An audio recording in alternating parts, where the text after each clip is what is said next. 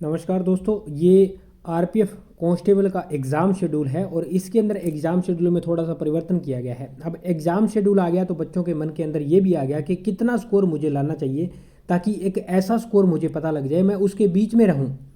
यानी एक line draw हो जाए कि ये लाइन है और ये लाइन है, ये मेरी सीमा है, इतना मेरे को ऊपर जाना है, इतना मेरे को नीचे जाना है। यदि मैं इससे नीचे गया तो मेरी कहानी ख़त्म हो जाएगी, यदि मैं इस लाइन से ऊपर चला गया तो मेरे लिए यहाँ पे बेनिफिट होने वाला है, और इन दोनों लाइन के बीच में भी रहा तो मेरा कुछ ना कुछ बन जाएगा। तो आइए इस वीडियो में जानेंगे, स्कोर को जानेंगे। स्कोर आपका कितना होना चाहिए, उस स्कोर के आधार पर आपको आरपीएफ के अंदर सिलेक्शन लेने की यहाँ हम बात करेंगे। तो देखिए, एग्ज़ाम का जो प्रोसेस है वो काफ़ी लंबा है, तो यह एग्जैक्ट कह पाना कि इतना स्कोर आप ले पाओगे उसके बाद आपका सिलेक्शन हो जाएगा, क्योंकि अभी कई सारे प्रोसेस और पड़े हैं, कई सारे स्टेज और पड़े हैं। तो हम तो एक पहली सीढ़ी की ही बात कर रहे हैं और पहली सीढ़ी कैसे चढ़नी है उसके बारे में हम जानने की कोशिश करेंगे। और अलग अलग स्टेजेस आपके रहने वाले हैं, जिसमें पहले आपके एग्ज़ाम हो जाएंगे, उसके बाद आपके फिजिकल होंगे। फिजिकल के अंदर भी आपका फिजिकल स्टैंडर्ड टेस्ट जिसको हम पीएसटी बोल देते हैं, फिर फिजिकल एफिशिएंसी टेस्ट जिसको हम पीईटी बोल देते हैं। उसमें आपका chest, height, weight, running, long jump, high jump, कई सारी चीज़ें होती है जो मेज़र करती है। लेकिन पहला स्टेप क्लियर होगा तभी उन चीज़ों पर पहुँचेंगे। तो पहले स्टेप को जानने के लिए हमें रॉ स्कोर जानने की कोशिश करनी है। रॉ स्कोर कह लो, सेफ स्कोर कह लो, उस स्कोर को हम यहाँ पे जानने वाले हैं कि कितना वो स्कोर रहने वाला है। उसके बाद ये यदि मैं आपको यहाँ ये कह दूं कि जो मैंने स्कोर बताया है उस स्कोर के अंदर आपका डेफिनेटली सिलेक्शन हो जाएगा, तो ये कहना ज़्यादा थोड़ा सा वो ओवर हो जाएगा, क्योंकि जो भी यहाँ पे एनालिसिस किया जाता है वो किया जाता है डिफरेंट एग्ज़ाम्स को देख के। जैसे एसएससी हो गया, बैंकिंग हो गया, रेलवे हो गया, इन एग्ज़ाम्स को देखा जाता है और भी कई सारे एग्ज़ाम हैं। फिर अलग अलग पोस्ट को देखा जाता है कि कौन सी पोस्ट के ऊपर किस हिसाब से जो एग्ज़ाम्स लिए गए हैं उनकी परफॉर्मेंस कैसे रही है।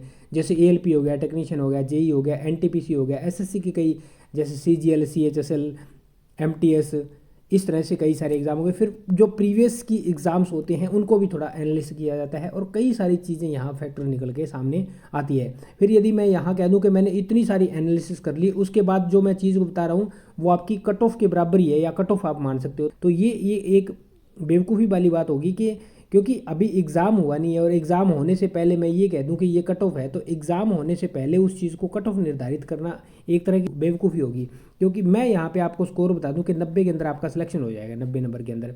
और यहाँ पे मुझे यही नहीं पता, क्योंकि एग्ज़ाम तो अभी हुआ नहीं है, तो यही नहीं पता कि एग्ज़ाम का लेवल हार्ड आया है, ईजी आया है, मॉडरेट आया है। मान लीजिए एग्ज़ाम का लेवल आ गया हार्ड और वहाँ 60 मार्क्स के अंदर भी सिलेक्शन हो रहा है बच्चों का, जो टॉप कट ऑफ है वो 60 मार्क्स पे गई है, तो ये तो गलत चीज़ हो गई ना फिर। और मान लीजिए अगर इजी आ रहा है तो वहाँ पे बच्चों का 100 नंबर में भी सिलेक्शन नहीं हो रहा, 110 वाले का भी नहीं हो रहा, 120 पे जाके, 125 पे जाके, 130 पे जाके सिलेक्शन हो रहा है। एग्जाम्पल दे रहा हूँ, हर एक एग्ज़ाम का अलग अलग लेवल होता है, उस लेवल के हिसाब से एग्ज़ाम को वहाँ पे कंडक्ट करवाया जाता है। तो आइए हम इसके अंदर जान लेते हैं इन सभी चीज़ों को। तो हमारे पास यहाँ पे निकलने वाला है सेफ स्कोर, या हम इसको रॉ स्कोर बोल सकते हैं। सबसे पहली हम कैटेगरी देख लेते हैं, जनरल की कैटेगरी। और इसमें देखिए एक चीज़ यहाँ पे और हम जानेंगे, जैसे फीमेल की जो आपकी वैकेंसीज़ है या पोस्ट है वो लगभग 650 यानी 631 पोस्ट है। और यहाँ पे जो मेल की वैकेंसी है वो लगभग इसके 5 टाइम है, वो है 3500 और 80 के आसपास 77 वैकेंसी है। तो जो कट ऑफ रहने वाली है फीमेल की भी जानेंगे कितनी कट ऑफ आएगी, और मेल की भी कट ऑफ यहाँ पे जानने वाले हैं कितनी आएगी। तो जनरल का स्कोर कितना आएगा, उसके बाद ओबीसी अदर बैकवर्ड क्लास का कितना आएगा, फिर एसटी शेड्यूल कास्ट, फिर आएगा एसटी शेड्यूल ट्राइब, और उसके बाद आपका आ जाएगा ईडब्ल्यूएस इकोनॉमिक वीकर सेक्शन वाले यहाँ पे कितना रहने वाला है। तो सबसे पहले यदि हम बात करें जनरल की, तो जनरल आपका रहेगा बिटवीन 93 टू 96, ये आपका यहाँ पे रॉ स्कोर या सेफ स्कोर इसको कह सकते हो। फिर आता है आपका ओबीसी 91 टू 94 के बीच में, फिर आता है एससी 83 टू 86 के बीच आपका स्कोर यहाँ पे रहने वाला है, और एसटी 81 टू 84।